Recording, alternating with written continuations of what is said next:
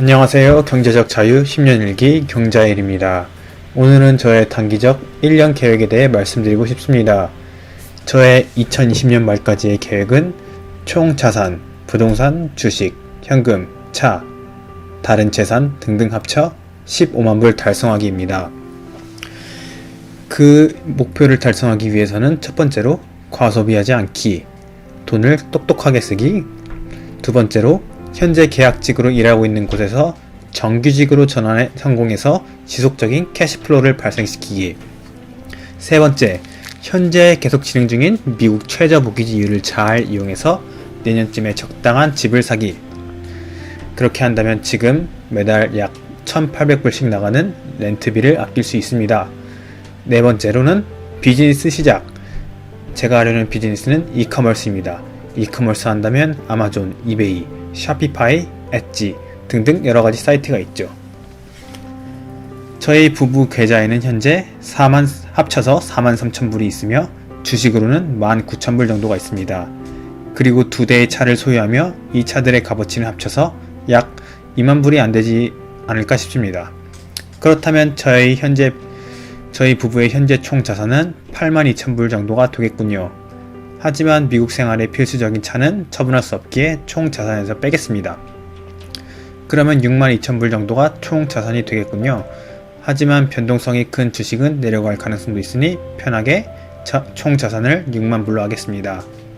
마지막으로 미국 은퇴연금인 401k에 매달 적금을 넣고 있습니다. 이 퇴직연금은 퇴직할 때까지 건들지 않을 거기에 이곳에서 계산하지 않겠습니다. 그렇다면 400일 정도 후인 2021년 말까지 어떻게 하면 총 자산을 15만 불로 만들 수 있을까요? 정규직으로 일하는 제 아내는 한 달에 7,000불 정도의 소득을 집에 가져옵니다. 7,000불 곱하기 13개월 하면 91,000불이 되겠군요. 내년 말 저희의 자산은 지금보다 91,000불이 많은 15만 불 하고도 1,000불이 될 거라고 예상됩니다. 또한 현재 계약직으로 일하고 있는 저의 직장에서 정규직으로 전환이 된다면 한 달에 3,500불에서 7,000불 정도의 수입을 기대할 수 있고요. 참고로 제가 일하는 직장에서 그 정규직으로 전환될지는 아마 이번 주쯤에 결정될 것 같습니다. 제가 정규직 전환이 된다면 잘못 말했네요. 좀 크게 잡아서 한 달에 2,500에서 7,000불 정도의 수입을 기대할 수 있고요. 그렇게 된다면 2,500 곱하기 13 하면 1년에 30,000불 정도에서 최대 7,000 곱하기 13 하면 91,000불의 소득을 기대할 수 있습니다. 아니, 그렇다면 직장만 잘 다녀도 내년까지 최소 60,000불 플러스 91,000불 하면 15만 불 하고도 1,000불의 자산이 생길 텐데 최소한 15만 불이 생기는 거죠. 왜냐하면 저의 아내가 일하는 돈 수입만 계산해도 15만 불이고 최대치로는 제가 정규직이 전환이 된다고 한다면 저의 월급까지 포함하는 거니까 최대로는 6만 불, 지금 현재 자산이 6만 불 플러스 아내의 연봉 91,000불 플러스 저의 연봉 저의 최대 연봉 91,000불 하면 전부 다 더하면 24만 불 2,000불이라는 큰 자산이 생기는 건데 내년 말까지 저의 자산 목표는 15만 불입니다. 좀 이상하죠? 제가 내년까지의 목표 자산을 높지 않게 잡은 이유는 다음과 같습니다. 첫 번째로는 생활비입니다. 숨만 쉬어도 나가는 렌트비 한 달에 1,800불입니다. 결코 적지 않죠? 식비, 기름값, 가끔 하는 외식비라고 해도 동네 인앤아웃에서 사먹는 햄버거 둘이 합쳐서 10불 안됩니다. 차 유지비, 기름값, 보험료, 의료보험료 저가로만 한 달에 200불 냅니다. 저는 의료보험을 들지 않으려고 했는데 캘리포니아 정부에서 의료보험을 들지 않는 사람에게 그 사람의 1년 소득에 아마 1점 몇 프로까지 벌금을 내야 한다고 들었어요. 그래서 그냥 병원은 한 번도 가지 않지만 한 달에 200불씩 꼬박 내고 있습니다. 의료보험으로. 그래서 차 유지비, 보험료 등등 정도를 합치면 한 달에 3,000불에서 3,500 정도는 나갑니다. 최악의 상황을 쳐서 제가 취직을 못하고 아내가 혼자 벌기만 한다면 한 달 수입 7,000불, 세금 떼고 7,000불 벌어오는 겁니다. 한 달 수입 7,000불 빼기 한 달 생활비 3,500불 하면 한 달에 약 3,500불 정도의 돈을 저축할 수 있습니다. 3,500불 곱하기 13개월 하면 45,500불이죠. 이 돈을 13개월 동안 저축할 수 있군요. 현재 자산인 6만불 플러스 13개월 동안 저축할 수 있는 최소한의 돈 45,500불 하면 내년 2021년 12월까지 저희 집의 총 자산은 10만불 5,500불이 될 거라고 예상됩니다. 두 번째로는 저희는 내년쯤에 집 구매를 계획하고 있습니다. 미국은 지금 사상 최저 모기지율을 보이고 있습니다. 10월 25일 기준 캘리포니아 기준으로는 2.942%라는 평균적인 어마어마하게 낮은 모기지율을 보이고 있습니다. 이 양상은 적어도 내년, 내후년 아니면 2023년까지도 갈 수 있다고 하는데요. 저희는 이 사상 최저 모기지율이라는 기회를 통해 집을 구입하려고 합니다. 저희가 지금 한 달에 한 번씩 렌트를 1,800불씩 꼬박 내고 있죠. 이 돈은 저희가 아무리 10년 낸다 해도 5년, 10년, 20년 낸다 해도 그냥 나가는 돈입니다. 나중에 이 아파트가 저희 재산으로 들어오지 않아요. 그래서 한 곳에서 오래 살 거라면 집을 사는 걸 추천합니다.